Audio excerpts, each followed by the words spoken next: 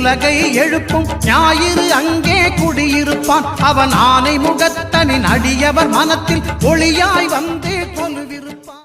ஓம் கற்பக கணபதியே பிள்ளையார் பட்டி ஆழ்பவனே, ஓம் சதுர்த்தி நாயகனே ஸ்ரீ கணேசனே சரணமையா.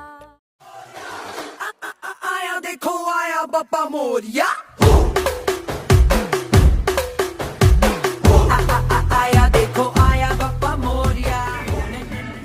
ஆவணி வந்தது புண்ணிய சதுர்த்தி நாளும் பிறந்ததம்மா, அதிகாலை முதலே மனையில் மங்கள மேளம் ஒலிக்குதம்மா.